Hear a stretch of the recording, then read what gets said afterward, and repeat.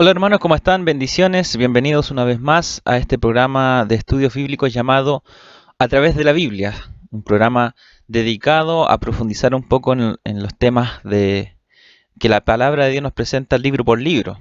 Así que les damos la bienvenida a aquellos que se están ahí sumando a la sintonía. Un abrazo, muchas bendiciones de parte del Señor. Y bueno, vamos a comenzar el día de hoy este estudio, este nuevo estudio, hablando acerca del libro de Nehemías.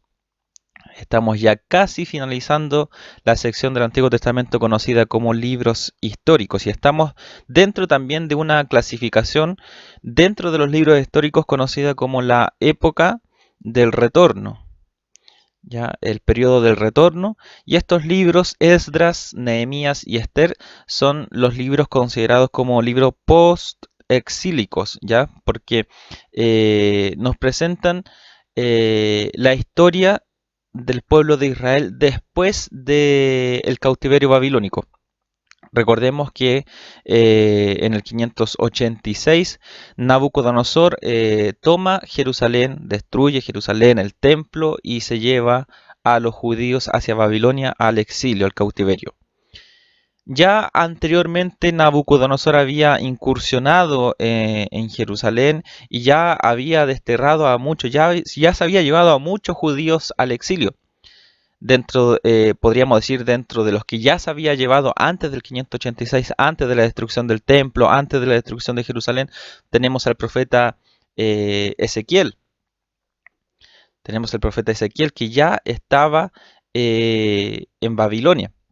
Su profecía, su libro, lo que él escribe, es estando ya en Babilonia. Entonces vemos que la profecía de Jeremías decía que el pueblo estaría 70 años lejos de su tierra, en el exilio, en Babilonia. Y después de estos 70 años, en el 539, 538 antes de Cristo, el rey persa Ciro, un nuevo rey, ya no del imperio babilónico, ya no del imperio de Babilonia, sino que el del imperio persa, decreta el regreso y la reconstrucción del templo de Jerusalén. Y es allí donde comienza este periodo del retorno. Ya el primer retorno bajo Zorobabel, que ya lo vimos en el libro de Esdras, el segundo retorno también bajo el liderazgo de Esdras y el tercer retorno bajo el liderazgo de Nehemías, que es lo que vamos a ver, vamos a estudiar el día de hoy. Si bien en el libro de Nehemías no se menciona una cantidad o acompañantes de Nehemías en este retorno, lo más probable es que sí lo hayan acompañado un número de judíos que lo ayudaron en la reconstrucción de los muros de Jerusalén. Se habla de tres retornos, de Zorobabel, de Esdras y Nehemías. Sin embargo, como les decía, no hay una cierta cantidad, no hay una mención de una cantidad de judíos que retornen a Jerusalén acompañando a Nehemías. Pero sí se considera como un tercer retorno porque nos habla de este hombre piadoso como lo fue Nehemías, que retorna a Jerusalén con una misión clara. Ya en el primer y segundo retorno, o en el primer retorno, la tarea específica de los judíos que regresan a Jerusalén era la reconstrucción del templo. Ya se lo vimos en el libro de Esdras. En cuanto a la labor o el trabajo, la misión de Nehemías es la reconstrucción del muro o de las murallas de Jerusalén. Esa es la tarea de Nehemías. Así que ya sin más preámbulo, vamos a comenzar, vamos a hacer una oración para comenzar con nuestro estudio del día de hoy. Gracias le damos, Señor, en esta hora por la bendición que nos da de poder compartir nuevamente un estudio más de su palabra. Gracias te damos, Señor, porque usted ha sido bueno con cada uno de nosotros y nos ha dado esta bendición y esta posibilidad de poder profundizar un poco más en el estudio de su palabra, Señor. Queremos que usted nos hable a través de ella, Señor, y que todo lo que podamos aprender el día de hoy sea de bendición para nuestra vida, una riqueza espiritual, más que el conocimiento, Señor, más que la letra. Queremos que todo lo que podamos aprender sea un conocimiento aplicable también a nuestra vida y que nosotros también podamos ser de bendición enseñando este conocimiento a otros. Le pedimos una bendición sobre cada uno de los que estamos estudiando tu palabra, Señor. Se lo pedimos en el nombre de Jesús. Amén. Comenzamos entonces estudio del día de hoy sobre el libro de Nehemías. Ya es el penúltimo libro de esta sección, como mencionábamos, de la sección del Antiguo Testamento.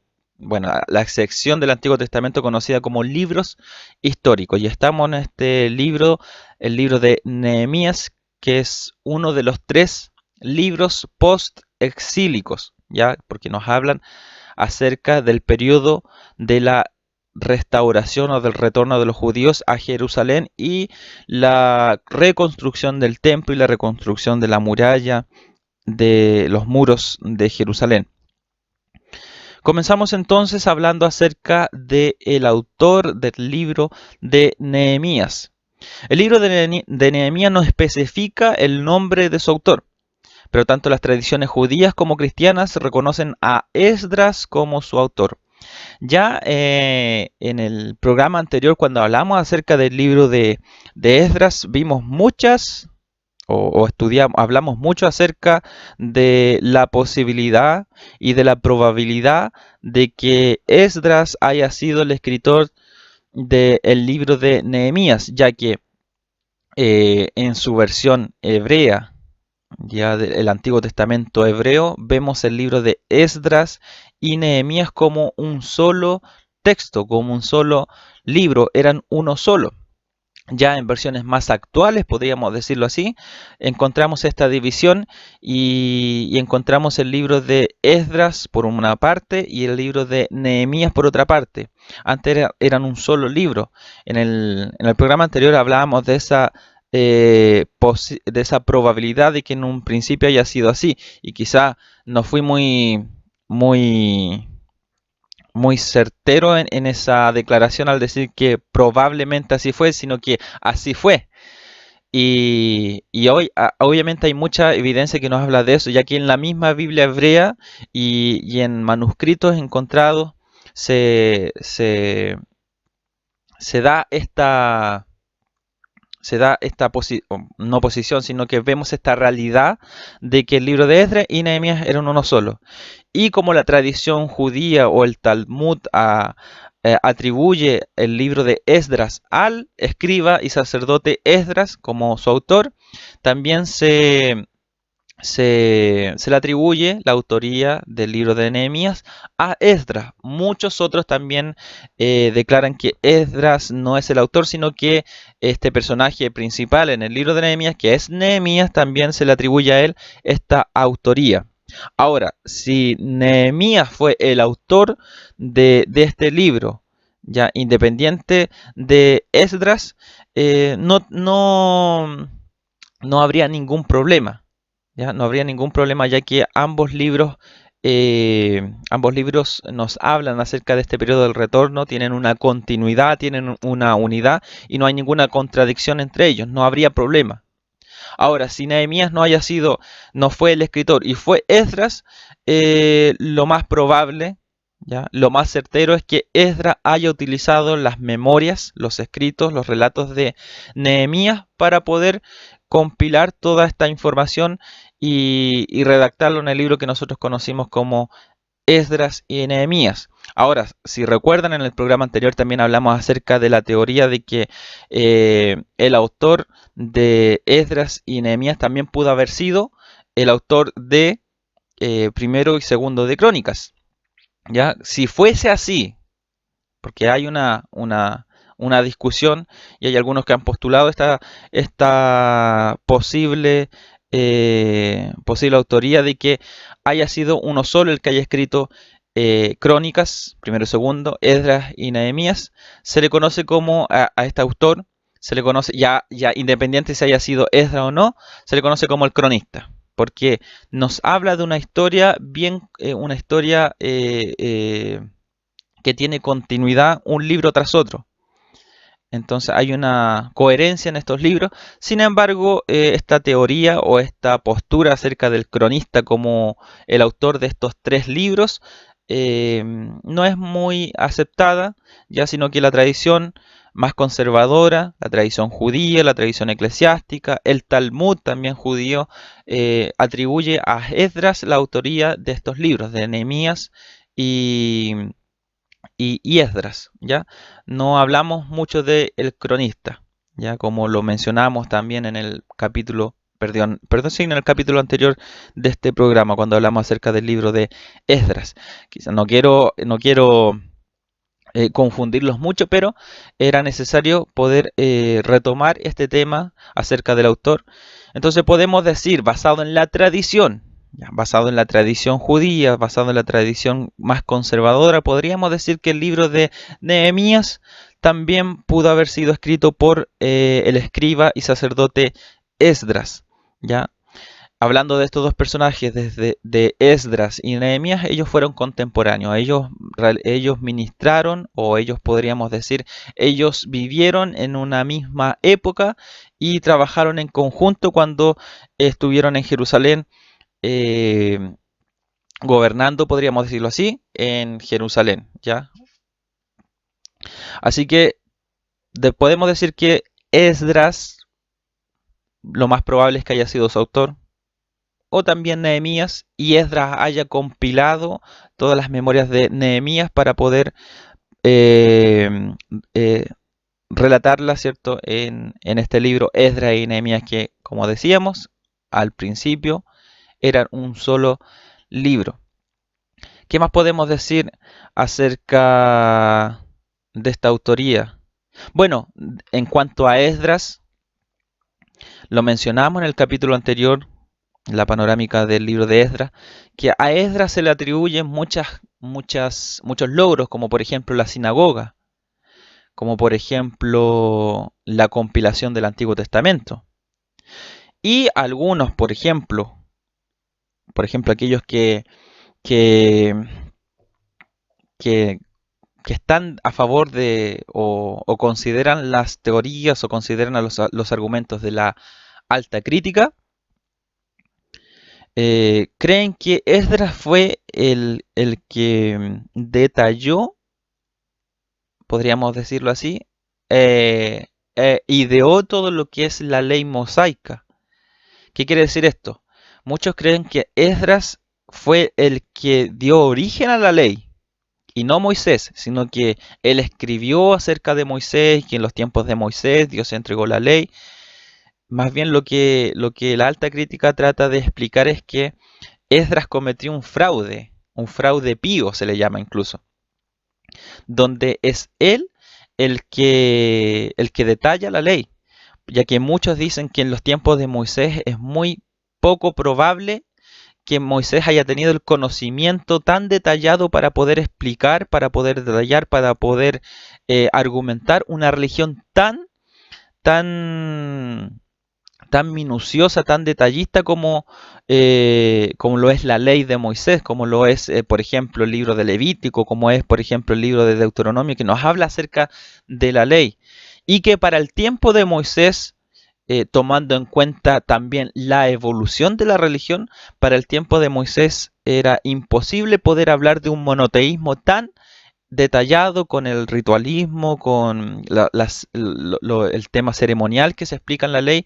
Era muy difícil que Moisés pudiera idear tan detallada ley en su tiempo, que el tiempo en el que Moisés vivió era el politeísmo el que predominaba, no el monoteísmo. Entonces, basado en esos argumentos que la alta crítica presenta, muchos consideran a Esdras como eh, el gran autor de la ley. Entonces, se considera a Esdras como un sacerdote, un escriba que fue muy preparado en su tiempo, y que vio la necesidad de que el pueblo tuviese una identidad, y esta identidad la iba a alcanzar teniendo un sistema de adoración, un sistema de religión, y que él pensó que este sistema iba a unir también al pueblo que venía ya de un exilio. Entonces se considera a Esdras como el creador de la ley y no Moisés.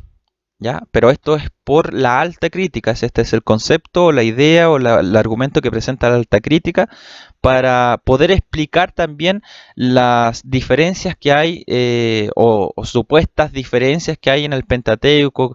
Y ahí entramos a las teorías de las fuentes documentarias, que si si el texto fue escrito por una persona o fue compilado por una persona, en este caso Esdras, tuvo que valerse de muchos recursos, muchas fuentes documentarias, muchos documentos que hablan de un Jehová, de un Elohim, de una tradición más antigua, otra más temprana. Entonces comienzan más que nada a destruir el texto para poder decir que Moisés no es el autor y Esdras finalmente es el autor y el compilador de lo que se conoce como el Pentateuco, como la ley de Moisés, como la Torá. Entonces, en un pueblo que ya había olvidado sus raíces por el exilio, Esdras lo que hace es poderle darle una identidad, creando todo esto que es la ley. ¿Ya? Bueno, esa es la teoría de la alta crítica. Pero es también interesante poder mencionarlo, ya que nos habla acerca de este periodo del retorno, ¿ya? Así que ya hemos hablado acerca del autor, podemos decir que en base a la tradición, ya a la tradición judía, talmúdica, tradición eclesiástica más conservadora, podemos decir que Esdras es el autor. La fecha aproximadamente de escritura es del 445 al 420 antes de Cristo. Recordemos, bueno, vamos a hacer una línea de tiempo. Recordemos que en el 538 es que eh, el rey persa Ciro decreta el regreso, el retorno de los judíos a Jerusalén y decreta ya la reconstrucción del templo. Eso pasa en el 538 antes de Cristo. En el 538, 537 se produce el primer retorno, lo que vimos en el libro de Esdras.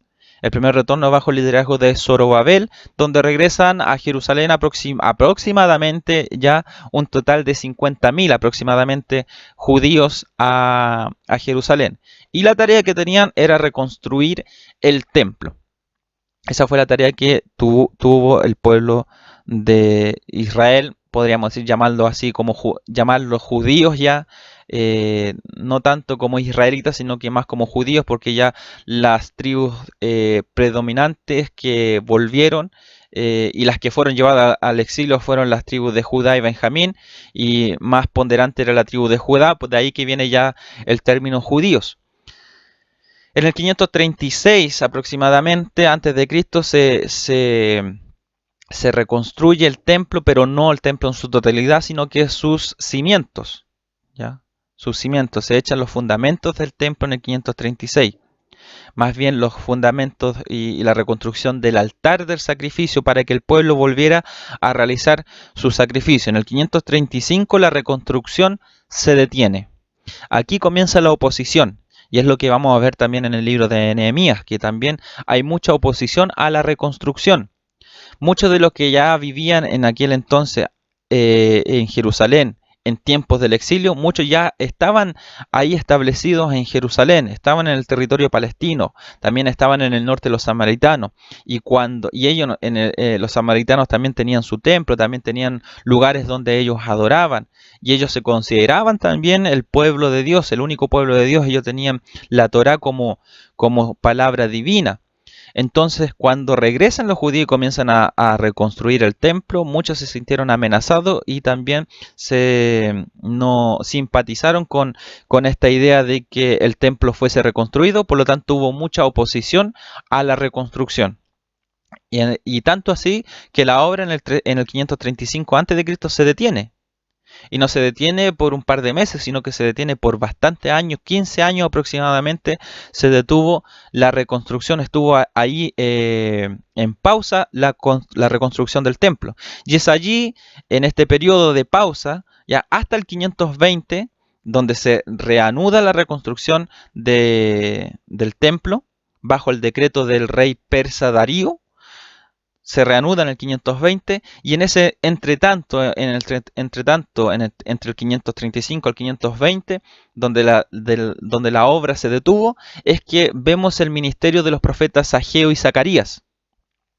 Recuerden que en el capítulo anterior de este programa hablamos un poquito acerca de este tema, de que el profeta Zacarías y el profeta Ageo ministraron en este tiempo. Así que cuando estudiamos los libros, los profetas menores, y hablemos de Ageo y Zacarías, nos vamos a dar cuenta que el contexto histórico, en el contexto que ellos predican, es en este contexto, en el contexto donde la obra de la reconstrucción del templo se pausó. Así que aquí encontramos un dato bien importante porque nos va a ayudar a poder comprender el contenido de los profetas Ageo y Zacarías.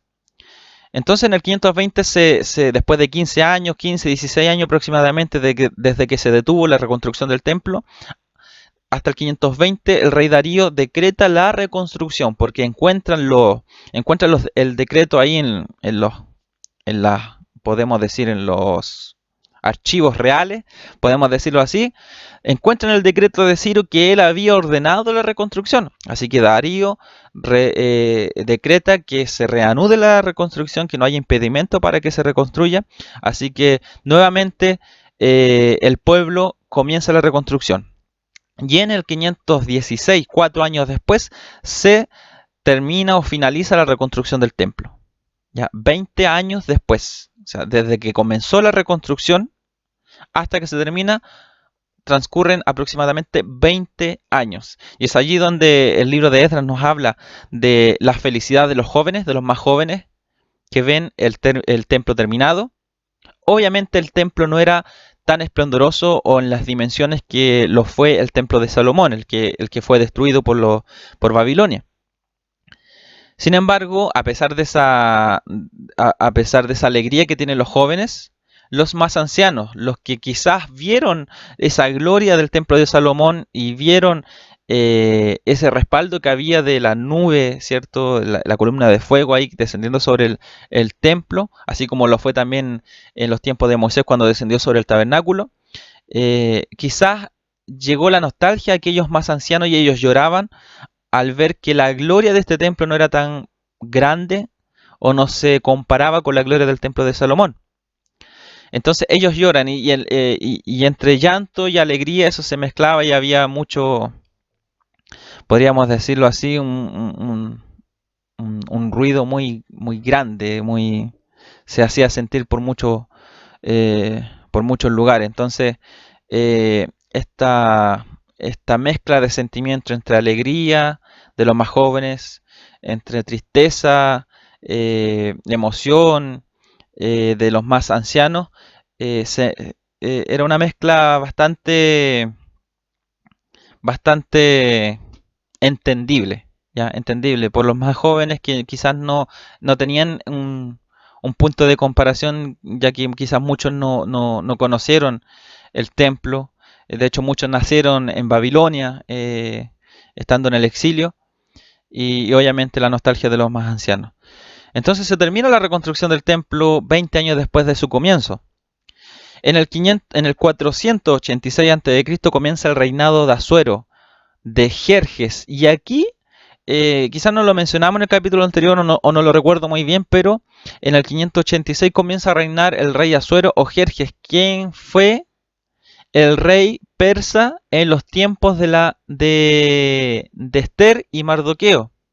¿Qué quiere decir esto? Que mientras muchos habían vuelto ya a Jerusalén, muchos habían vuelto y habían reconstruido el templo, estaba pasando algo con los judíos que estaban en Persia, con los judíos que no habían retornado a Jerusalén. Recordemos que el retorno fue en etapas, podríamos decirlo así. Primera etapa con Zorobabel, segunda etapa con Esdras y tercera etapa con Nehemías. Entonces muchos se quedaron en Persia. Y entonces en el 486 comienza a reinar el rey Asuero, que después se convierte en el esposo de Esther, o más bien, basándonos en la historia del libro de Esther, Esther se convierte en la reina esposa del rey Asuero, el rey Jerjes. Y en el 479 al 478 aproximadamente antes de Cristo, Esther es coronada reina. Entonces podríamos decir que entre el libro de Esdras y Nehemías hay un paréntesis, y este paréntesis podríamos decir que es la historia de Esther, lo que se nos habla, lo que se nos cuenta en el libro de Esther. Así que esta cronología que estamos haciendo nos ayuda a entender bastante el periodo de los reyes persas y la cronología en cuanto a la historia que se nos menciona, ya que tenemos el libro de Esdras y Nehemías y después tenemos el libro de Esther. Pero si nosotros hacemos una cronología más exacta, podemos decir que lo que ocurre en el libro de Esther está entre medio de lo que transcurre, de lo que pasa en el libro de Esdras y en el libro de Nehemías. Recuerden que también lo vimos en el libro de Jueces y Ruth. Vemos que en el libro de Jueces se nos habla de este periodo de los jueces del pueblo de Israel, y después encontramos el libro de Ruth, pero el libro de Ruth no avanza la historia, sino que el libro de Ruth es un paréntesis, es una historia que ocurre en el tiempo de los jueces. No se nos nombra en qué periodo, en qué momento, pero sí es un paréntesis, es una historia que ocurre dentro del periodo o en el periodo de los jueces. Además está también entre los libros de Samuel, que también el libro de Samuel nos habla acerca de Elí, el sacerdote que también fue juez, y Samuel que también fue juez en el pueblo de Israel. Entonces vemos que es un paréntesis. Así también Esther es un paréntesis entre el libro de Esdras y Nehemías, pero no es, esta historia no transcurre en tierra palestina, no ocurre en Jerusalén, sino que ocurre con los judíos que están en Persia. Y ahí vamos, cuando estudiemos el libro, el próximo capítulo, cuando estudiemos el libro de Esther, nos vamos a profundizar en esta historia de cómo Esther, Mardoqueo, son honrados por Dios, ¿ya? Aunque la característica de este libro es que no se menciona el nombre de Dios en ninguna de sus páginas. Y de ahí que hay una... Bueno, vamos a estudiarlo el próximo capítulo, no quiero adelantar más. Pero en el 486 a.C. comienza el reinado de Asuero, 479 al 478 a.C. comienza Esther es coronada como reina, ¿ya? Ahora recuerden que los números antes de Cristo siempre van disminuyendo, acercándose hasta el año 0, que es el año de nacimiento de Jesucristo, ¿ya? Por eso que vamos bajando en años. En el 464 aproximadamente antes de Cristo comienza el reinado de Artajerjes. En el capítulo anterior creo que lo nombré muchas veces como Artajerjes, y no, es Artajerjes. Entonces comienza el reinado de Artajerjes en el 664 antes de Cristo, y Esdras llega en el 458 antes de Cristo a Jerusalén. O sea, 80 años después del decreto de Ciro. Después de que llegaron los primeros exiliados con Zorobabel a Jerusalén, Esdras llega después de 80 años. Ocurre el primer retorno en el 538. Al 558 transcurren aproximadamente 80 años. Aquí llega Esdras, ¿ya? Y en el 445, 444 aproximadamente antes de Cristo, llega Nehemías. Llega Nehemías a Jerusalén, o sea, unos 3 o 14 años después que Esdras llega a Jerusalén. Por eso que decíamos que Esdras y Nehemías son contemporáneos. Se conocieron, trabajaron en conjunto en Jerusalén. Entonces tenemos 445, 444 a.C. llega Nehemías a Jerusalén. ¿Por qué tenemos estas fechas tan casi exactas? Porque se nos menciona en el libro de Nehemías que él llega a Jerusalén en el año 20 del reinado de Artajerjes, ¿ya? Y eso lo podemos situar en la era, ¿ya? podríamos decir en una fecha más o menos exacta, antes de Cristo en el 445, 444 antes de Cristo aproximadamente. Ya podemos situar esa fecha, ya que se nos habla acerca del reinado de Artajerjes. En el año 20 de su reinado, Nehemías llega, y vemos que después, 12 años después, porque estuvo 12 años en Jerusalén Nehemías, y después regresa a Persia. Y eso lo hace, porque sabemos que son 12 años, porque en el año 32 del reinado de Artajerjes vuelve Nehemías a Persia, a presentarse ante el rey nuevamente. Entonces tenemos el año 20 del rey Artajerjes y el año 32 de Artajerjes. Por eso que sacamos la cuenta que Nehemías estuvo 12 años en Jerusalén. ¿Ya? 12 años en Jerusalén, después él vuelve, pero no se nos menciona cuánto tiempo él estuvo en Persia. Después él vuelve, el capítulo 13 nos menciona que él volvió. El capítulo 13 de Nehemías nos dice que él volvió. Ahora no sabemos cuánto tiempo él estuvo en Persia y después vuelve. No sabemos, pero hay un aproximado entre, no sé, de 10 a 12, 13 años aproximadamente, muchos dicen. Otros dan como el 425, el 420, cuando ya se termina el reinado de Artajerjes. Cuando finaliza el reinado de Artajerjes, muchos sitúan el regreso de Nehemías después de ese regreso a Persia. Sitúan ese regreso a Jerusalén, esa segunda vuelta a Jerusalén entre estos años, en el 425 al 420 a.C. ¿Ya? Eso es lo que se maneja más o menos en datos históricos, en fecha, una cronología en cuanto a todos estos eventos que nosotros vemos en estos libros, que son tan cortos además, que tienen pocos capítulos, pero que sí avanzan mucho la historia y nos presentan muchos datos históricos, muchas fechas, muchos lugares, para nosotros poder situarnos también en una historia más o menos cronológica y nosotros poder situar la historia en un tiempo determinado. Entonces, tenemos mucha historia desde el 538 a.C.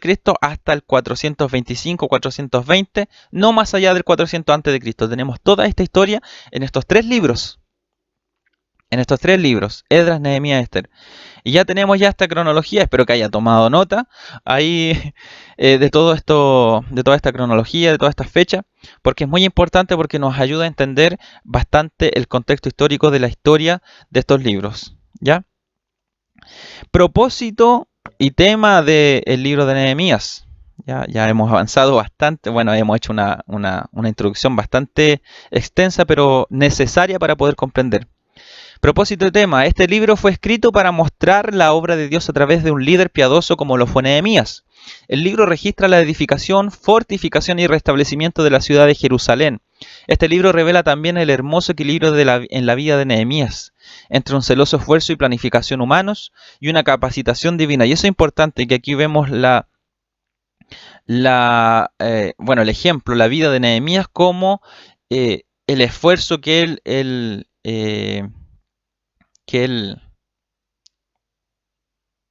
esfuerzo que él puso, ¿cierto?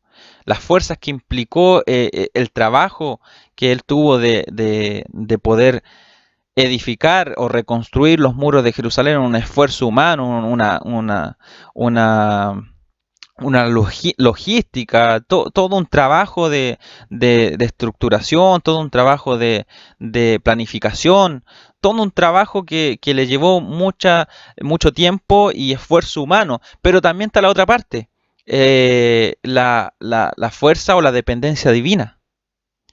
Esa característica importante de la vida de Nehemías, que él tenía claro lo que tenía que hacer, pero también tenía claro lo que Dios podía hacer y lo que Dios haría. Entonces ahí tenemos también una gran enseñanza como ejemplo de la vida de Nehemías. Lo que nosotros tenemos que hacer, lo que nosotros podemos hacer y lo que nosotros tenemos que hacer, pero también lo que Dios puede hacer y lo que Dios va a hacer. Porque hay muchas cosas que nosotros podemos hacer humanamente y que nos competen a nosotros como personas, como instrumentos de Dios, como hijos de Dios. pero también hay cosas que solamente le competen al Señor, cosas que nosotros, por más que queramos hacerlas, por más que queramos lograr, no lo vamos a poder hacer porque eso tiene que ver claramente con la intervención divina, con el poder de Dios, con la suficiencia de Dios. Entonces, es muy importante esto que tengamos en cuenta, que Nehemías tenía claro cuáles eran sus fuerzas, cuáles eran sus límites, pero también tenía claro cuál era el papel que Dios jugaba en todo esto, que su tarea no era tan solamente algo físico, algo humano, no era algo que tenía que ver solamente con la logística y con algo meramente físico, sino que también tenía que ver con algo espiritual. Entonces ahí tenemos ese claro equilibrio que Nehemías tenía. Y obviamente la temática de este libro, que la temática principal es la reconstrucción de los muros de Jerusalén. Pero dentro de estas temáticas también podemos ver, o dentro de esta temática podemos observar otras temáticas más que son muy importantes, como por ejemplo la renovación o la restauración. Que más que reconstruir los muros físicos, también Nehemías vino a reconstruir la espiritualidad ya del pueblo de Dios, del pueblo judío. No tan solamente él reconstruyó los muros, no tan solamente él enfatizó en volver a la ley de Dios, o sea, en volver a la ley de Dios como una identidad nacional, sino que también en volverse a Dios en lo espiritual, en lo espiritual. Él vino a restaurar los ánimos del pueblo de Dios. Él vino a restaurar el espíritu del pueblo de Dios, restaurando la ley, restaurando los muros, restaurando el servicio en el templo. Estaba restaurando también el ánimo, esos actos físicos, esos actos, podríamos decir, esos actos visibles, tangibles. Lo que querían provocar también en el pueblo era un ánimo espiritual, una renovación en su espíritu, una renovación en su forma de ver la ley, el espíritu de la ley y obviamente identificarse nuevamente con Dios, que eran el pueblo de Dios. Y eso lo vimos también en el libro de Crónicas, cuando estudiamos el capítulo que estudiamos Crónicas y Esdras, que ellos venían a restaurar también esa noción de que ellos seguían siendo el pueblo de Dios, seguían siendo el pueblo de las promesas de Dios. También la oración, otra temática importante, porque vemos en la vida de Nehemías un hombre de oración, un hombre que claramente estaba haciendo una obra humana, reconstruyendo los muros, pero también esa reconstrucción, todo lo que él hacía, también él necesitaba no tan solamente fuerza física, sino que también necesitaba la fuerza espiritual, las fuerzas de Dios, el aliento de Dios, la protección, la dirección de Dios. Todo lo que Nehemías emprendía, lo hacía en oración. Y eso es otro ejemplo más que nos da acerca de ese equilibrio que tenía Nehemías entre sus fuerzas humanas y también esa ayuda y esa provisión divina. Entonces siempre la oración estaba presente en la vida de Nehemías y lo hace notar en su escrito, lo hace notar en sus memorias que él era un hombre de oración. Y también vemos otra temática importante que fue la oposición, que lo vimos en el libro de Nehemías, en el libro de Esdras, y también lo vamos a ver en el libro de Nehemías. Hubo mucha oposición en cuanto a la reconstrucción. Y eso nos da a entender que no tan solo era una oposición humana, sino que también era una oposición espiritual. Podemos extraer muchas lecciones espirituales de esto, que ante el inicio de la obra de Dios se levantó mucha oposición y esa oposición también se convirtió en una oposición espiritual, en una guerra, podríamos decirlo así, una guerra espiritual que se levantó en contra de Nehemías y en contra de la labor que Dios le había encomendado, la labor que él se propuso y que Dios también lo respaldó. Tenemos versículos claves como Nehemías capítulo 1 versículo 3 que dice: y me dijeron, el remanente, los que quedaron de la cautividad allí en la provincia, están en gran mal y afrenta, y el muro de Jerusalén derribado y sus puertas quemadas a fuego. Eso fue lo que provocó que Nehemías causó tristeza, causó dolor en su espíritu, angustia, se identificó con el pueblo, se identificó con el dolor, pero también con el pecado del pueblo, y así él tuvo esta idea de poder ir a Jerusalén y reconstruir los muros de Jerusalén. Nehemías 1:11. Te ruego, oh Jehová, esté ahora atento tu oído a la oración de tu siervo. Ahí vemos el tema de la oración de tus siervos, quienes desean reverenciar tu nombre. Conceda ahora buen éxito a tu siervo y dale gracia delante de aquel varón. Cuando Nehemías se propone el poder reconstruir, poder ir a Jerusalén, también él le pide ayuda al Señor para que esta intención que él tenía también sea del agrado del rey Artajerjes. Él era el copero en aquel entonces del rey, un hombre de mucha importancia, de mucha confianza del rey, pero él también tenía temor de presentarse ante él y que el rey se negara a esta petición de Nehemías. Por eso que él ora antes de poder presentarse ante el rey. Y Nehemías 6, capítulo 6, versículo 15 y 16 nos dice: fue terminado pues el muro el 25 del mes de Elul. Esto es, el mes de Elul es entre agosto y septiembre. ¿Ya? Para que tengamos más o menos una noción de qué fecha o qué tiempo es el mes de Elul. En 52 días fue se demoró Nehemías en terminar los muros. ¿Ya? Y cuando lo oyeron, todos nuestros enemigos temieron, todas las naciones que estaban alrededor de nosotros, y se sintieron humillados y conocieron que por nuestro Dios había sido hecha esta obra. Y ahí otra vez vemos ese equilibrio, que era una obra humana, que se valió de las fuerzas de Nehemías, se valió de las fuerzas de los judíos que trabajaron en este proyecto, este gran proyecto de reconstrucción, pero también cuando terminaron, Nehemías se dio cuenta que no tan solamente eso fue logrado gracias a su fuerza, a la logística, al trabajo de programación, de estructuración, de detalle, de organización, no, sino que también fue una obra que se realizó gracias a la intervención divina. Por eso dice, y conocieron que por nuestro Dios había sido hecha esta obra. Entonces, por eso les decía que tanto los que se sintieron humillados, los que se sintieron avergonzados o los que se sintieron amenazados por esta gran obra que el pueblo hizo, es porque también había una cuestión espiritual en esto, no tan solamente algo humano, algo terrenal, sino que también había algo espiritual en esto. Y en este versículo vemos que cuando ellos terminan los muros, la reconstrucción de los muros en 52 días, hubo temor de parte de sus enemigos, hubo temor, hubo humillación también por aquellos que creían que esto no se iba a lograr, también fueron humillados. ¿Ya? Porque muchos desacreditaron la autoridad de Nehemías, ningunearon a Nehemías, se burlaban de los judíos que emprendieron esta reconstrucción, pero aquí vemos cómo Dios los humilló. ¿Ya? Dios los humilló al demostrar que los judíos sí fueron capaces de poder realizar esta reconstrucción. Bueno, ahí tenemos los versículos más importantes o claves de este libro. Bueno, seguimos con ahora el bosquejo, así que tome nota. Ya llevamos 42 minutos hablando una introducción acerca de este libro, pero vamos allá con el estudio panorámico, con el estudio ya con el detalle de estos 13 capítulos.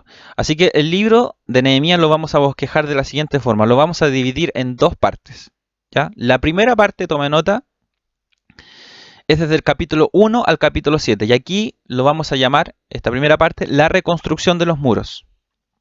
La reconstrucción de los muros, desde el capítulo 1 al capítulo 7. Y aquí podemos encontrar, como por ejemplo, la oración de Nehemías por el remanente, el permiso del rey Artajerjes para la reconstrucción, la oposición a la reconstrucción y también como otro punto también el censo de Nehemías. Ya que este censo más que un censo ya es como un registro que hace Nehemías de los que retornan en el primer exilio con Zorobabel a Jerusalén. ¿Ya? Entonces tenemos la reconstrucción de los muros, capítulo 1 al 7. La segunda parte es desde el capítulo 8 al capítulo 13, el capítulo final, y lo podemos nombrar como el avivamiento y reformas. Avivamiento y reformas, capítulo 8 al 13. Y aquí encontramos temas como la lectura de Esdras, cuando Esdras lee la ley de Dios o la ley de Moisés, la lee ante el pueblo, y lo que causa aquí es bien importante: avivamiento y arrepentimiento, ¿ya? Entonces hay una lectura del libro de Esdras, hay una respuesta del pueblo de Israel o del pueblo de Dios, de los judíos, ante la lectura de la ley, que es avivamiento, pero también arrepentimiento. Y finalmente, por ejemplo, el capítulo 13 nos habla acerca de las reformas religiosas que realizó Nehemías. Las reformas religiosas que realizó Nehemías en el pueblo de Judá, o los judíos en Jerusalén. Entonces comenzamos con la primera parte, la reconstrucción de los muros, desde el capítulo 1 al 7. En primer lugar encontramos en el capítulo 1 la oración de Nehemías por el remanente. Cuando fue informado por su hermano, el hermano de Nehemías, por su hermano Ananí o Hananí, acerca de la desolación de Jerusalén, como leímos en el versículo clave, ¿cierto? Por la desolación de Jerusalén, Nehemías pasó, y esto es importante, hizo dos cosas importantes aquí. Pasó 4 meses en oración, unos 4 meses en oración, confesó el pecado de Israel y oró por el favor de Artajerjes. ¿Se acuerdan cuando veíamos el otro versículo clave también? Le oró antes de presentarse ante el rey Artajerjes. Pero hizo dos cosas importantes: 4 meses en oración, 4 meses en oración, y confesó el pecado del pueblo de Israel. Se identificó con el pueblo de Israel, así como también Esdras se identificó con el pecado del pueblo de Israel, del pueblo de Dios. Y esto nos da a entender esa calidad de líder, esa calidad de hombre de Dios que era Nehemías. Un hombre que se identificaba con el pueblo de Israel, que se identificaba no tan solamente con las cosas buenas, sino que se identificaba con el pecado del pueblo de Israel. Y él oró, ayunó, se preparó, pidió dirección al Señor, pidió dirección a Dios para poder hacer lo que tenía que hacer y de la forma correcta. Entonces él se preparó para poder ir a Jerusalén. Él no fue de un día para otro, sino que él tuvo preparación para poder emprender este gran trabajo que Dios había puesto en su corazón, que él pudiera emprender en Jerusalén, al ir a Jerusalén. Entonces oró 4 meses, tuvo 4 meses en oración, y también confesó el pecado del pueblo de Israel. ¿Cuál era el pecado del pueblo de Israel? Que se habían olvidado. Por eso ellos habían ido al exilio, porque se habían olvidado de Dios. Habían cometido idolatría. Ellos habían prostituido con dioses ajenos. Se habían prostituido con dioses falsos. Ellos estaban haciendo lo malo ante los ojos de Dios, y por eso vino el juicio. Vino el juicio en primer lugar en el 722 en el reino del norte, cuando los asirios invadieron el reino del norte y también se llevaron a muchos hacia el exilio. Muchos fueron dispersados por todo el mundo conquistado en aquel entonces y nunca más volvieron a sus tierras. Y en el 586 Dios, a través del rey de Babilonia, Nabucodonosor, exterminó también, podríamos decirlo así, exterminó el reino del sur, Judá, cuando Nabucodonosor destruyó Jerusalén, destruyó el templo. Entonces vemos que el pecado del pueblo de Israel fue la idolatría, fue no hacer la voluntad de Dios, olvidarse de Dios, matar a los profetas, perseguir a los profetas. Entonces vemos cómo Nehemías se identifica con el pecado del pueblo de Israel y confiesa el pecado del pueblo de Israel.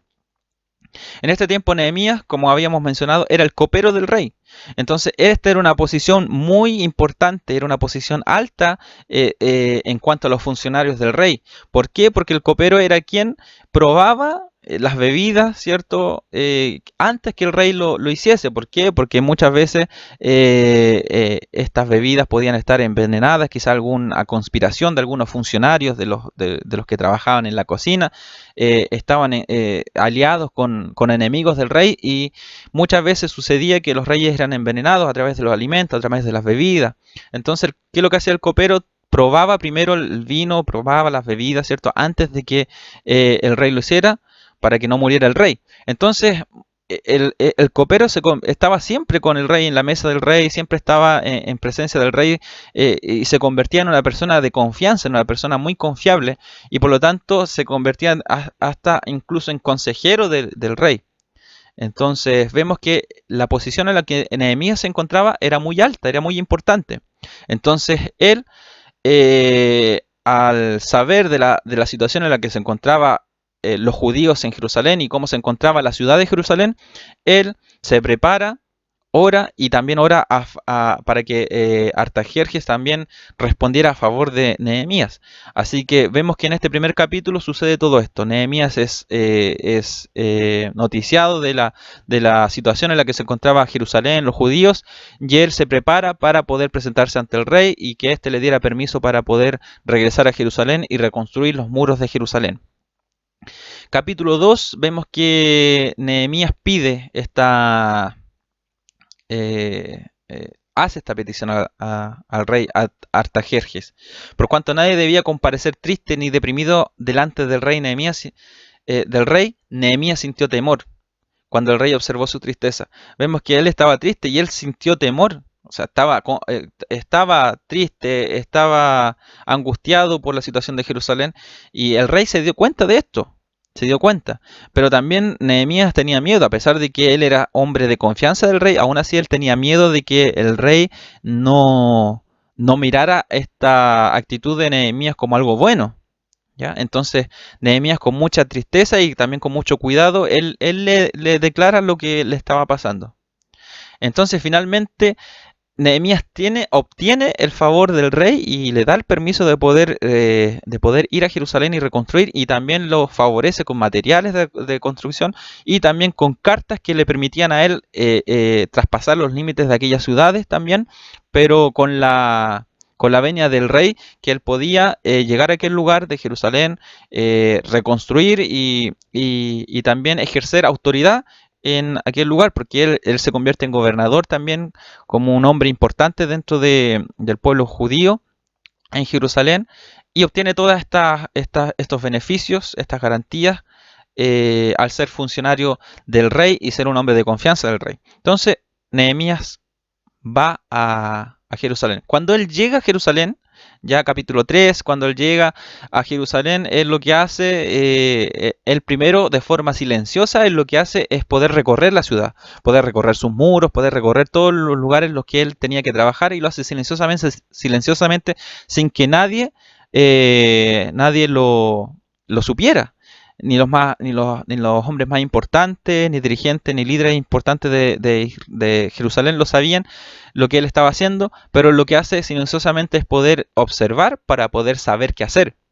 Entonces eso también nos da una enseñanza. Nosotros también podíamos extraer una enseñanza de eso, que antes de poder emprender, él tenía que poder ver, él tenía que poder visualizar, él tuvo que poder visualizar en su mente también lo que el trabajo, el tiempo que le iba a costar, el material quizás, la forma como lo podía hacer. Todo eso lo planificó, todo eso lo tuvo que visualizar primero, antes de poner manos a la obra. Entonces se nos enseña también a nosotros a poder visualizar bien lo que nosotros tenemos que hacer. Cuando Dios pone algo en nuestro corazón, o nosotros nos proponemos algo y queremos que Dios nos respalde, tenemos que pensar muy bien cómo nosotros hacer las cosas. Visualizar primero, poder ver, poder planificar, poder organizar en nuestra mente, en nuestro corazón, ser consecuentes también con lo que nosotros queremos hacer, si es beneficioso a la obra de Dios, y va a ser beneficioso para mi vida, beneficioso para la gloria de Dios. Todo eso tengo que planificar, todo eso tengo que observar, todo eso tengo que yo visualizar antes de poder echar mano a la obra. Entonces, muy importante lo que Nehemías hizo. Capítulo 4 al capítulo 6, nosotros encontramos esa oposición que hubo a la reconstrucción.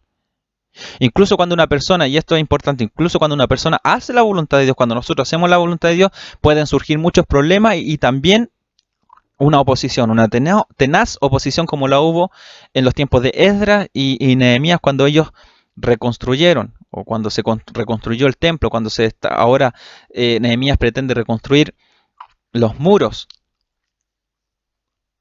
Nehemías se enfrentó a una serie de personas y situaciones que hubiesen podido llevar a detener el proyecto de reconstrucción, como lo vemos en los capítulos 4, capítulo 5, capítulo 6. La oposición provino de los enemigos en el exterior y de los mismos judíos en el interior. ¿Quiénes fueron los enemigos de Nehemías? Por ejemplo, extranjeros y líderes samaritanos. Por ejemplo, Sanbalat, el famoso Sanbalat que se opuso se opuso ferozmente a la reconstrucción de los muros. Se burlaron de Nehemías, se burlaban de los judíos, los menospreciaban, los miraban en menos, inventaron calumnias a Nehemías, se propusieron incluso a enfrentarse militarmente en contra de Nehemías, a atacarlo. Hubo mucha oposición a la reconstrucción de los muros de Jerusalén. Entonces, Nehemías tuvo que lidiar con todo esto. Y no tan solamente de los extranjeros, no tan solamente de los samaritanos. ¿Se acuerdan cuando hablábamos en el libro de Esdras que de aquí proviene, desde este tiempo también proviene mucho lo que es esas diferencias que hay entre judíos y samaritanos, ya que al momento de la reconstrucción del templo y la reconstrucción de los muros, los samaritanos se levantaron en contra de esta labor de los judíos. Entonces, de aquí también que viene un poco esa, esas diferencias, ese maltrato o malos tratos que habían entre judíos y samaritanos. Y no tan solamente, como decía, no tan solamente de los samaritanos, de los extranjeros se levantó oposición, sino que también de los mismos judíos, porque las actitudes que tuvieron los judíos en aquel tiempo también hizo que la obra se deteniera, que la obra también corriera peligro de terminar, de acabarse, de ponerse en pausa, como lo pasó en el tiempo de Esdras, de Zorobabel, que la obra se terminó, se aplazó por 15 años.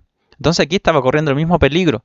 ¿Por qué? Porque los mismos judíos, en este tiempo hubo mucha pobreza entre los judíos. De los mismos judíos que estaban reconstruyendo, de los mismos judíos que estaban aportando mano de obra para reconstruir los muros de Jerusalén, también habían caído en la pobreza. ¿Por qué? Porque muchos de sus mismos hermanos judíos, los más ricos, estaban haciendo ganancias deshonestas de ellos porque prestaban, eran prestamistas, pero con los intereses que ellos cobraban estaban haciendo que el pueblo se sumiera en la pobreza. Muchos tuvieron que vender a sus propios hijos para poder pagar las deudas de intereses que debían a sus acreedores. Entonces Nehemías lo que hace también ahí es poder poner fin a esta usura que se estaba produciendo en el mismo pueblo de Israel con su propio hermano, y que eso también estaba causando que la obra también se pausara, que la obra también se deteniera. Entonces, Nehemías no encontró tan solo oposición de los extranjeros, de sus enemigos, sino que también del propio pueblo se levantó oposición por estas prácticas vergonzosas que el pueblo estaba llevando a cabo. Entonces, vemos que hubo mucha oposición de los enemigos de Nehemías. Pero Nehemías, que era un hombre de oración, sabio, oración, porque siempre él oraba al Señor antes de comenzar toda obra, era sabio porque lo que mencionábamos anteriormente, él visualizaba primero, organizaba, planificaba muy bien antes de poner en práctica lo que él tenía propuesto en su corazón o lo que Dios pro- eh, eh, proponía en su vida, en su corazón también a poder realizar. Entonces era sabio, era un hombre de oración, pero sabio también. Entonces llevó al pueblo a través de supo llevar al pueblo a través de aquellos difíciles momentos que pasaba. En solo 52 días de trabajo las murallas de Jerusalén fueron terminadas. Capítulo 6. Y eso nos enseña, nos recuerda el versículo clave que los enemigos del pueblo de Nehemías y del pueblo y los enemigos en cuanto a la reconstrucción tuvieron temor. Y muchos se avergonzaban también porque los judíos sí fueron capaces de poder reconstruir. Entonces, eh, bueno, aquí les quiero mencionar un poco acerca de la oposición que hubo. Por lo menos en 7 ocasiones vemos intentos de los enemigos de Nehemías en poder tener ocasión de que la reconstrucción se terminara, acabara, que se pausara, que no volviera a ponerse en activo, podríamos decirle a poder reactivarse la reconstrucción. ¿Por qué? Porque los enemigos Sobre todo Sanbalat quería que se detuviera, que no hicieran nada. Entonces, hubo muchas veces, por ejemplo, la Biblia de estudio de John MacArthur, eh, en este tema, él nos hace un esquema ya en su Biblia de estudio y nos menciona por lo menos 7 momentos en donde Sanbalat, los enemigos de Nehemías, ejercieron oposición, ya con la intención de que no se reactivara esta reconstrucción de los muros de Jerusalén. Por ejemplo, en el capítulo 2, versículo 19, Sanbalat, Tobías y Gesem se burlan de Nehemías. El capítulo 4, versículo 1 al 3, Sanbalat y Tobías se burlan de Nehemías nuevamente. Capítulo 4, versículo 7 al 23, el enemigo amenazó con un ataque militar. De hecho, amenazaron Sanbalat y todos sus amigos, sus eh, secuaces que conspiraban en contra de Nehemías, ofrecieron incluso a atacarlos militarmente. De aquí que Nehemías tuvo que también formar un frente militar con los judíos. La mitad de judíos estaban defendiendo la obra, mientras la mitad trabajaba, habían otros que estaban con su espada listos para defenderse. Entonces de ahí que la escritura nos dice que los obreros estaban una mano trabajando y con la otra mano tenían la espada para poder defenderse. Era tal la oposición que había que Nehemías tuvo que tomar decisiones y llevar a cabo soluciones drásticas también para poder seguir con la reconstrucción. En el capítulo 6, versículo 1 al 4, Sanbalat y Gesem intentaron sacar a Nehemías de Jerusalén a Ono, a un lugar específico. Lo llamaron, dice 4 o 5 veces lo mandaron a llamar a Nehemías para que se fuese a encontrar con Sanbalat y con Gesem y con los demás para que se encontraran con Nehemías. Y bueno, la carta quería que les mandaban, la citación que le mandaban a Nehemías no tenía otra intención más que poder ahí atacar a Nehemías y darle muerte. Eso es lo que querían, estaban conspirando en contra de Nehemías y lo mandaban a llamar, pero Nehemías se negaba a encontrarse con ellos, a encontrarse con Sanbalat, a encontrarse con sus secuaces, porque obviamente era una trampa que le estaban, que le estaban, ahí se me olvida la palabra, pero querían que Nehemías cayera en una trampa, ¿ya? Era una trampa que le estaban realizando. Era la frase. Era una trampa que le estaban realizando a Nehemías. Pero Nehemías tuvo sabiduría, fue sabio. Capítulo 6, versículos 5 al 9, Sanbalat amenazó a Nehemías con acusaciones falsas. A Nehemías lo acusaron de que todo lo que estaba logrando él con su posición de autoridad y con lo que estaba haciendo, la reconstrucción de los muros, lo que él quería realmente, según Sanbalat, según ellos, sus enemigos, era que Nehemías quería sublevarse en contra del rey Artajerjes. ¿Ya? Lo estaban acusando de sedición, lo estaban acusando de que estaba formando un ejército, estaba juntando adherentes para poder irse en contra del rey. Entonces, lo acusaron de muchas cosas a Nehemías, calumniándolo, mintiendo acerca de él. Y todo esto para que la obra se detuviera y para que los demás también, para que los demás pudieran tener un mal concepto de Nehemías. O sea, desprestigiar el testimonio, desprestigiar eh, eh, la vida justa de Nehemías o desprestigiar el buen testimonio que Nehemías tenía. Capítulo 6, versículo 10 al 14, a Semaías, Noadías y otros se les pagó para que profetizaran falsamente y así desacreditaran a Nehemías. Hasta profetizas,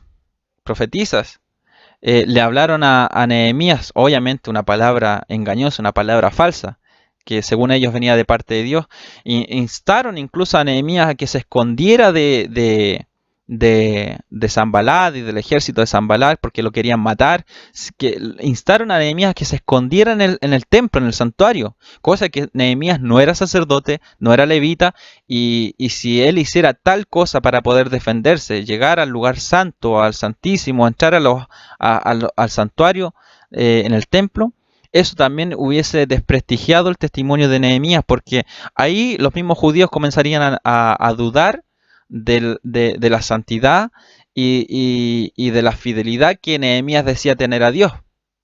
Entonces querían desprestigiar el testimonio y la justicia de Nehemías.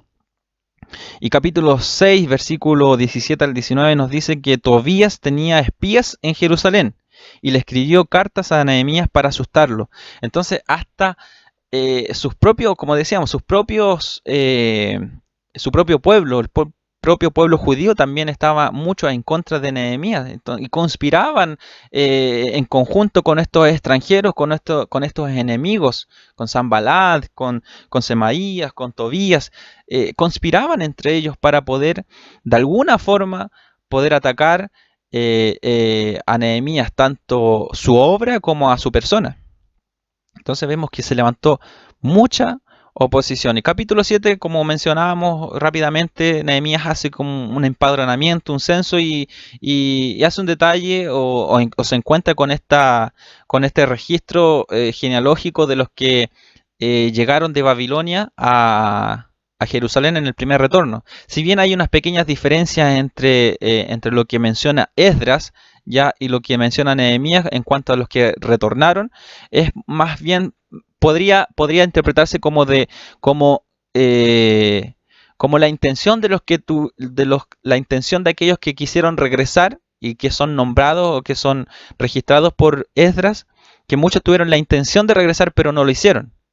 Y están registrados en este relato de Esdras, y acá en Nehemías se nos nombra otro relato, y quizás de los que realmente retornaron, de los que realmente llegaron a Jerusalén. Esa es como podríamos decir, una posible interpretación, ya que hay unas pequeñas diferencias. Los de Esdras, los que registra Esdras son aquellos que tenían la intención, muchos tenían la intención de regresar y fueron registrados por Esdras, pero no todos llegaron, y por eso que hay una variante en cuanto al registro que se menciona en el libro de Esdras, aquí en el capítulo 7.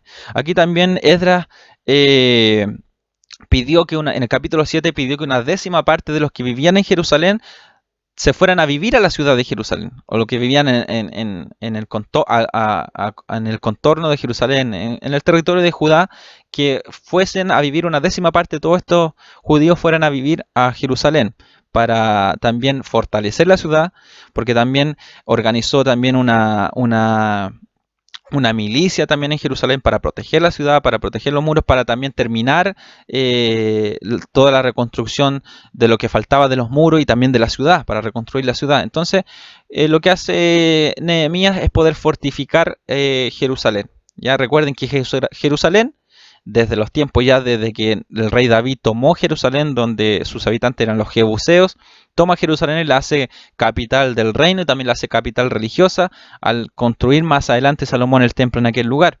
Entonces vemos que Jerusalén es una ciudad muy importante. Muy importante. Por eso que Jeremías lo que hace es poder fortificar también la ciudad y poder rehabitarla nuevamente. Y pasamos a la segunda parte. Pasamos a la segunda parte de este libro, que lo bosquejamos en dos partes. Y la segunda parte consta del capítulo 8 al 3 y nos habla del avivamiento, como mencionamos, del avivamiento y de las reformas de Nehemías. El capítulo 8 nos hace mención acerca de la lectura de la ley por parte del escriba Esdras. ¿Ya? Por eso mencionábamos y lo volvemos a decir que Esdras y Nehemías fueron contemporáneos y trabajaron en conjunto. ¿Ya? Trabajaron en conjunto, se conocieron, no eran completamente desconocidos, sino que se conocieron. Esdras, Nehemías, recordemos, profeta también anteriormente, profeta Ageo, profeta Zacarías y también profeta Malaquías. Lo más probable es que el profeta Malaquías haya ministrado durante el tiempo que Esdras volvió a Persia, después que él estuvo 12 años en Jerusalén, él vuelve y muchos dicen que hay una probabilidad de que Malaquías haya profetizado en ese tiempo en donde Nehemías no estaba en Jerusalén, que haya profetizado en ese tiempo y después Nehemías vuelve y hace todas estas reformas que nosotros vemos en el capítulo 13. O también puede ser que Malaquías haya ministrado en el momento en que Nehemías vuelve otra vez a Jerusalén, su segunda venida a Jerusalén. Hay discusión en cuanto, en cuanto a en qué momentos Malaquías ministró, pero lo que vemos en el contenido del libro de Malaquías es lo mismo que Nehemías reclama al pueblo y por lo mismo y por la misma razón que Nehemías eh, eh, comienza estas reformas. El contexto que nos muestra Malaquías o los pecados, podríamos decir que Malaquías denuncia, son los mismos pecados que Nehemías reforma en el capítulo 13. Entonces, tenemos contexto también para el libro de Malaquías. Unos dicen, como decía, que Malaquías pudo haber ministrado, Malaquías pudo haber profetizado en el tiempo que Nehemías había vuelto a Persia. Durante ese tiempo, unos 10 o 12 años aproximadamente, no se nos dice el texto, pero sí nos dice que estuvo un tiempo en Persia.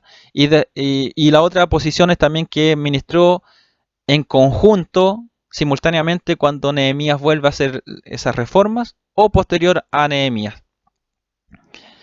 Entonces, Esdras, capítulo 8, volviendo al capítulo 8, Esdras realiza una lectura de la ley. Entonces aquí podemos ver que estaríamos en un error en pensar que Nehemías solamente estaba preocupado acerca de las cosas físicas, de la restauración, como hablábamos, de los logros humanamente posibles, como fue la reconstrucción de las murallas de Jerusalén y todo lo que hemos mencionado, sino que también Nehemías estaba profundamente preocupado y entregado a enseñar a la nación a vivir conforme a la ley de Dios. Entonces, por eso es que Esdras lee la ley y explica el sentido de la ley, ¿ya?, a la congregación. Entonces trabaja en conjunto, no tan solamente vino a renovar. ¿Se acuerdan las temáticas que veíamos dentro del tema principal, que es la reconstrucción de los muros de Jerusalén? También vemos las temáticas como la renovación, la restauración, la oración y la posición, pero vemos en cuanto a la renovación que no tan solamente apuntaba hacia la restauración de los muros, sino que también a la restauración de la religión, de la espiritualidad del pueblo judío.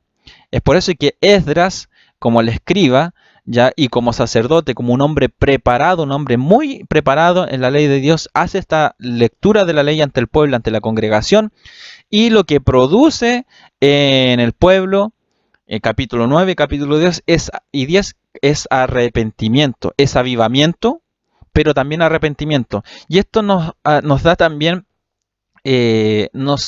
sienta las bases de lo que es un verdadero avivamiento, de qué es un verdadero avivamiento o cómo reconocer un verdadero avivamiento. Todo avivamiento genuino está basado primeramente en la palabra del Señor, en la palabra de Dios. Si hay avivamiento en la iglesia, si hay avivamiento en nuestros días, si hay avivamiento en la actualidad, todo proviene o está basado o está fundamentado en lo que es la palabra de Dios.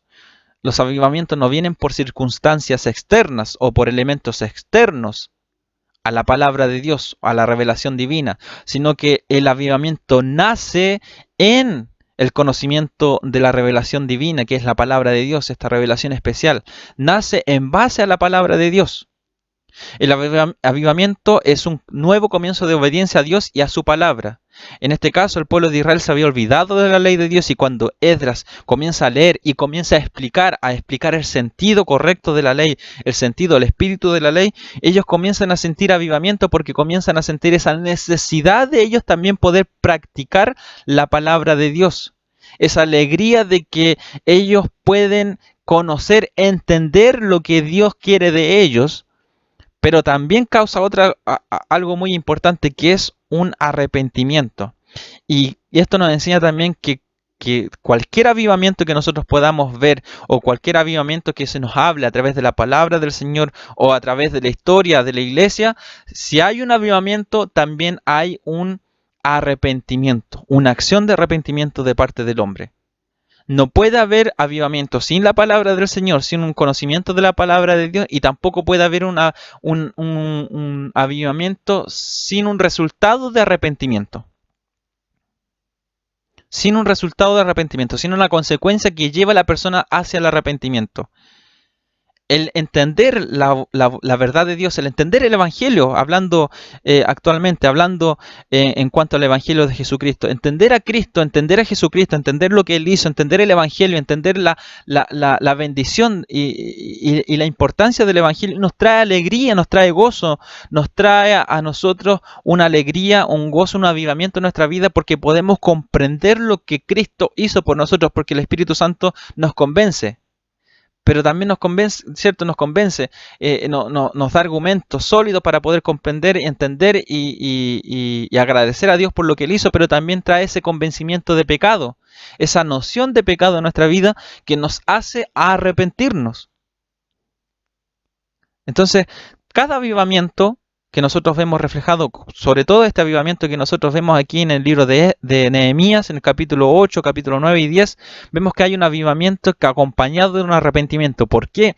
Porque cuando el pueblo comienza a alegrarse de esta noticia, al escuchar la ley, al entender la ley, también comienzan a llorar, comienzan no angustiarse, pero sí a tener esa angustia en su corazón por haber pecado, por haber desobedecido a Dios. Entonces comienzan a llorar, pero los levitas, los sacerdotes, los líderes, Nehemías, Esdras, ¿qué les dice? No lloren, dejen de llorar, sino que alégrense, hagan fiesta, hagan fiesta. Incluso celebran las fiestas de los tabernáculos, hacen gran banquete, los líderes religiosos comienzan a enseñarle al pueblo que tienen que estar contentos, que tienen que estar alegres, que tienen que bendecir a Dios, agradecer a Dios, alabar a Dios y estar agradecidos. Pero había mucho arrepentimiento en sus vidas, había mucha convicción de pecado al escuchar la ley de Dios, al escuchar la palabra de Dios. Había mucha convicción de pecado y este avivamiento también fue acompañado de mucho arrepentimiento, de mucha convicción de pecado, de error, de que ellos en un momento habían sido desobedientes, pero que ahora estaban siendo amparados por la ley de Dios. Entonces ocurre lo mismo que pasaba, ¿se acuerda con lo que veíamos en Esdras? Los jóvenes se alegraban, los ancianos lloraban, había una mezcla de emociones, acá también había una mezcla de emociones. Ellos lloraban,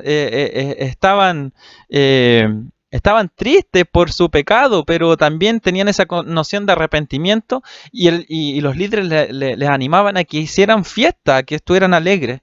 Entonces, vemos que podríamos decir, estas son las bases de un verdadero arrepentimiento, de un verdadero avivamiento, que el avivamiento se basa exclusivamente y solamente en la Escritura, proviene de la palabra del Señor, está basado en la palabra del Señor. Y este avivamiento produce claro, es como consecuencia en la vida de las personas un arrepentimiento, una convicción, un arrepentimiento genuino. Provoca eso en las personas. Entonces, un avivamiento va sí o sí acompañado de arrepentimiento y basado en la revelación especial que es la palabra de Dios. Estos capítulos 9 y 10, no reflejan solamente la confesión de pecados, sino también un cambio de vida. Y eso es importante también. Un avivamiento que no produce un arrepentimiento y un cambio de vida, un cambio de mentalidad, un cambio total en la vida del hombre pecador, no puede considerarse como un avivamiento genuino. ¿Y por qué pasa muchas veces que estos supuestos avivamientos que han ocurrido a lo largo de la historia de la iglesia, a lo largo de la historia, por qué no pueden llamarse muchos de ellos avivamientos genuinos? Porque nunca estuvieron basados en la palabra del Señor. ¿Por qué? Porque al no estar basados en la palabra de Dios, en las Escrituras, muchos de estos avivamientos surgieron por elementos externos. Y como surgieron por elementos externos a la palabra de Dios, esos avivamientos trajeron arrepentimiento, pero no un arrepentimiento genuino, sino que más bien un remordimiento quizás, un cargo de conciencia. Y ese cargo de conciencia y ese remordimiento o ese arrepentimiento no genuino trae como consecuencia no un cambio total en la vida de la persona, sino que un cambio superficial o un cambio temporal. Entonces, cuando analizamos bien estos elementos que nos menciona el libro de Nehemías, que conforman un verdadero avivamiento, nosotros podemos también discernir hoy en la actualidad, hoy en día, cuáles son los elementos genuinos o verdaderos o elementales para un avivamiento. Y podemos discernir qué es o no es un avivamiento. Y el capítulo 13, finalmente, el último capítulo de Nehemías, nos habla acerca de las reformas que Nehemías llevó a cabo en el pueblo de Israel o en el pueblo judío. Cuando Nehemías regresa, ya en el año 32 del reinado de Artajerjes, o sea, 12 años después de que él llega por primera vez a Jerusalén, él vuelve a Persia. Pero él a su regreso se encuentra con serias dificultades en el pueblo. ¿Por qué? Porque todo lo que él había establecido en el pueblo, todo lo que él había establecido como el trabajo, el ministerio en el templo, los sacerdotes, los levitas y todas las leyes y días especiales como el día de reposo y todo lo que el pueblo tenía que observar, tenía que cumplir, ya porque estaba en la ley de Dios, era parte de la ley de Dios, se dio cuenta que ninguna de esas cosas se estaban cumpliendo. Y a su ausencia el pueblo dejó de hacer la voluntad de Dios y de cumplir la ley de Dios. Y eso nos trae a la memoria nuevamente lo que pasaba en los tiempos de los jueces. ¿Se acuerda? Se levantaba un juez que liberaba al pueblo de Israel porque se habían corrompido con idolatría, se habían vuelto a los falsos dioses, se habían olvidado la ley de Dios. ¿Y qué es lo que hacía Dios? Para castigar, para usar como un instrumento de castigo ya a las tribus de Israel, Dios levantaba una nación o un pueblo de esos mismos pueblos que ellos no pudieron expulsar por completo, los levantaba y los utilizaba como instrumento de juicio. ¿Por qué? Porque se levantaban los filisteos, los moabitas, los amonitas, ¿cierto? Se levantaban y subyugaban, ¿cierto?, a Israel. Los tenían como sus servidores, ¿cierto? Entonces, ¿qué hacía el pueblo de Israel? Se arrepentía, y cuando se arrepentía, Dios levantaba a un juez, a un líder, a un caudillo que era, podríamos decir, a un mini Moisés que los liberaba por un cierto tiempo. Entonces, mientras el pueblo estaba bajo el dominio, o el líder, el juez, estaba vivo y les recordaba que debían guardar la ley, ¿cierto? El pueblo lo hacía, pero cuando el juez moría, el pueblo se olvidaba y hacía lo peor. Y cada vez era peor. Iba de mal en peor. Y por eso es que el último versículo del libro de Jueces dice que en aquel entonces no había rey en Israel y cada uno hacía conforme bien le parecía, hacía lo que quería. Entonces pasó lo mismo cuando Nehemías se fue. No se sabe cuánto tiempo estuvo, quizás unos 10, 15, 10 a 12, 15, no sé, 15 años. Podríamos decir que Nehemías estuvo en Persia. Y en ese tiempo, ¿qué es lo que pasó? Que el pueblo se corrompió, empezó a hacer lo que no tenía que hacer. Cuando Nehemías dejó Jerusalén, se fue con él mucha de su influencia. Durante su ausencia volvieron a tolerarse ciertos pecados en la vida de la nación del pueblo de Dios. Pero cuando Nehemías volvió, trató de manera decidida con los transgresores. Nehemías sabía que tolerar claras violaciones de la ley atraería inevitable la disciplina de Dios. O sea, Nehemías, cuando fue noticiado por su hermano Hananí, que Jerusalén estaba desolada, que el pueblo estaba desanimado, y eso causó un dolor en su vida, y por eso Nehemías fue a Jerusalén, ¿ya? Porque el pueblo de Israel había pecado y por eso estaba en esas condiciones. Entonces Nehemías sabía que si ahora el pueblo volvía a lo mismo, le iba a pasar exactamente lo mismo que le había pasado. Entonces Nehemías contrarresta esta apostasía del pueblo, esta transgresión del pueblo, enérgicamente. Ya el capítulo 13 nos dice varias cosas que hizo Nehemías. En primer lugar, ¿qué es lo que pasó? El sumo sacerdote Eliasib se emparentó con Tobías. ¿Se acuerda el Tobías que era amigo de Sanbalat, de los enemigos, extranjero incluso? Amonita creo que era. Se emparentó con él, y ¿qué es lo que hace Eliasib? Los lleva a vivir al templo, a las habitaciones del templo, a los atrios del templo. Entonces profana el templo, no tan solamente con un hombre, no era ni siquiera judío, no era levita, no era sacerdote Tobías, ni siquiera era judío, era extranjero además. Pero Eliasib hace esta barbaridad, corrompe, profana el templo al llevar a este hombre a vivir ahí. Entonces lo primero que hace, bueno, antes de esto lo que hace Nehemías es que se da cuenta que el pueblo estaba emparentado con extranjeros. Habían ocurrido matrimonios con extranjeras, con extranjeros, entonces Nehemías se da cuenta de que el pueblo se había corrompido. ¿Se acuerda que la ley decía que no los hebreos o los israelitas ya no podían emparentarse, no tomar esposas de los extranjeros, de cananeos, ni ningún otro que no sea judío o que no sea israelita, que no sea hebreo? Bueno, acá pasó que Nehemías vuelve y se encuentra con esta situación de matrimonios mixtos.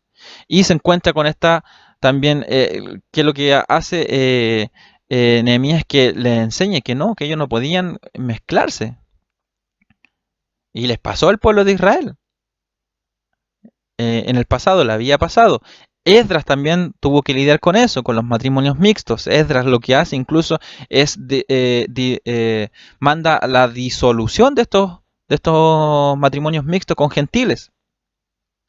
Entonces Nehemías se encuentra con la misma situación, se encuentra con Tobías que está en el templo, además se encuentra con que mercaderes comenzaron a realizar sus transacciones el día sábado, comenzaron a transgredir, a quebrantar el día de reposo. También el diezmo a los levitas, el diezmo que el pueblo judío tenía que entregar, también se había paralizado, ya no estaban entregando el diezmo. Entonces vemos que todas estas cosas están en el contexto de lo que habíamos mencionado anteriormente, están en el contexto del escrito de Malaquías, en la profecía de Malaquías. Por eso que podemos asimilar que Malaquías posiblemente su mensaje o su profecía está dirigido a esta generación, en este tiempo. Entonces, había matrimonios mixtos, el templo se había profanado, el diezmo ya no se estaba dando, por eso que en Malaquías, cuando en su famosa denuncia al pueblo, que le dice: me habéis robado, que Dios dice: me habéis robado en vuestros diezmos y en vuestras ofrendas. Se estaba quebrantando el día de reposo. Y como le mencionaba, existían estos matrimonios mixtos con extranjeros. Entonces, ¿qué es lo que hace Nehemías? Expulsa a Tobías del templo, manda a santificar el lugar donde Tobías había profanado al hacer su habitación en aquel lugar, santifica el templo, restaura el diezmo para los levitas, ¿ya? Se restaura aquello, la ofrenda, los diezmos, se restaura la consagración o la observación del día de reposo, el día sábado, y se ordena la disolución de los matrimonios mixtos. Malaquías habla que el divorcio no es la voluntad de Dios, ¿cierto? No es la voluntad de Dios, y es lo que nos dice la palabra del Señor. Pero aquí, tanto en Esdras como en Nehemías, fue necesario para mantener la santidad de este pueblo escogido por Dios, ¿ya? Y para mantener también el sentido de la ley o el cumplimiento de lo que Dios había ordenado a través de Moisés. Entonces, en esta ocasión vemos que se permitió esta disolución de estos matrimonios. ¿Por qué? Porque iban en contra de la ley de Dios. Entonces, se tuvo que inquirir en esta práctica o en esta solución de disolución de estos matrimonios, de la separación de estos matrimonios, a causa del pecado del pueblo, ¿ya? Esto fue a causa del pecado del pueblo. Entonces vemos que Nehemías reforma enérgicamente al pueblo tras todo este quebrantamiento de la ley, tras su ausencia. Quizás 10, 12, 15 años, no sabemos, pero tras su ausencia ocurrieron todas estas cosas. Así que aquí damos por finalizado el estudio del libro de Nehemías, la panorámica del libro de Nehemías. 1 hora y media. Este ha sido el programa más largo que hemos tenido, pero bueno, teníamos que hacer un recuento y hacer esta cronología que vimos al principio para poder identificar el contexto, el tiempo, las fechas y y así darnos un poquito más de información para poder comprender también el texto. El próximo programa nos toca hablar acerca del último libro de la sección conocida como libro histórico y también el último libro de esta subsección, o no sé eh, cómo nombrarla, eh, conocida como los libros post-exílicos, los libros que nos hablan acerca de retorno, y es el libro de Esther. Y ya hablamos un poquito que Esther en cuanto a la historia, no avanza después de Nehemías, no avanza en la historia después de lo que sucedió con Nehemías, lo que hemos estudiado hoy día, sino que es un paréntesis entre Esdras y Nehemías y, y no estando en Jerusalén, sino que estando en Persia, en el otro lado, con aquellos que no regresaron a Jerusalén. Entonces, desde ese punto, desde ese contexto, desde ese dato ya que nosotros manejamos ahora, de que lo que sucede en el libro de Esther no es en Jerusalén, sino que en Persia, vamos a entender más bien el contenido del libro. Así que le invito a que el próximo programa nos acompañe, esté en sintonía y juntos podamos aprender más de la palabra del Señor. Eh, Le deseo muchas bendiciones. Nos encontramos ya en un próximo capítulo de este programa llamado A través de la Biblia y le espero con muchas ansias para poder seguir estudiando la palabra del Señor. Que Dios le bendiga.